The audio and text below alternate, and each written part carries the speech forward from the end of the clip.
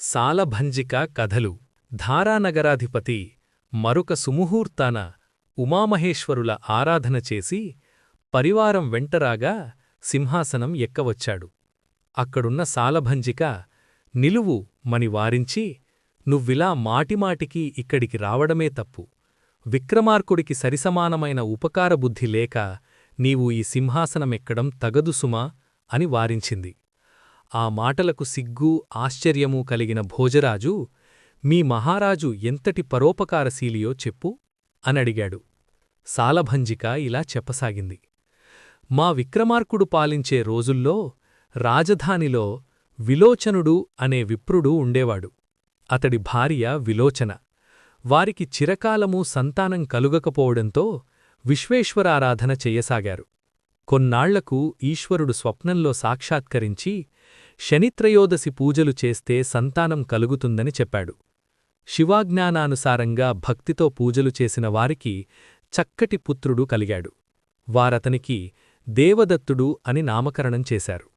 ఆ కుమారుడు బుద్ధిమంతుడై చక్కటి విద్యావంతుడయ్యాడు. యుక్తవయస్సు రాగానే పెళ్లి చేసుకొని గృహస్థధర్మాలను పాటించసాగాడు. ప్రతినిత్యం దగ్గరలో ఉన్న అడవికి వెళ్లి పూజకు కావలసిన పత్రం, పుష్పం, ఫలం, తోయం తెచ్చుకొని పంచయజ్ఞాలు చేస్తూ కాలం గడపసాగాడు. ఒకనాడు విక్రమార్కుడు వినోదార్థం అడవికి వేటకి వెళ్లి ఒక పందిని వెంబడిస్తూ దారి తప్పాడు. తిరిగి వెళ్లే ఉపాయం తోచక అక్కడే తిరగసాగాడు. ఇంతలో అలా అడవిలో దారి తప్పిన విక్రమార్కుడికి చెట్టెక్కి పళ్ళు కోసుకుంటున్న దేవదత్తుడు కనిపించాడు. అమితానందంతో అతణ్ణి పలుకరించి దారిచూపమని కోరతాడు. కీకారణ్యంలోని మార్గాలన్నీ తెలిసిన దేవదత్తుడు రాజును తిరిగి సైన్యం వద్దకు చేర్చాడు. అందుకు బదులుగా రాజు అతడికొక గ్రామాన్ని దానం చేశాడు.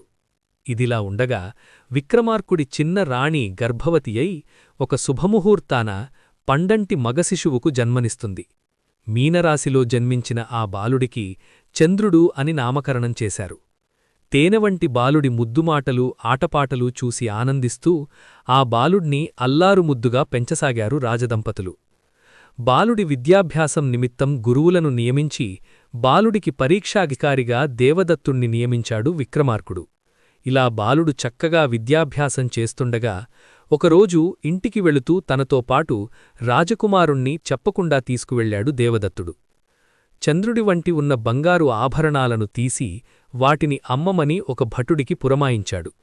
ఆ భటుడు నగలు అమ్ముతుండగా వేగుల ద్వారా ఆ సంగతి విక్రమార్కుడికి తెలిసింది.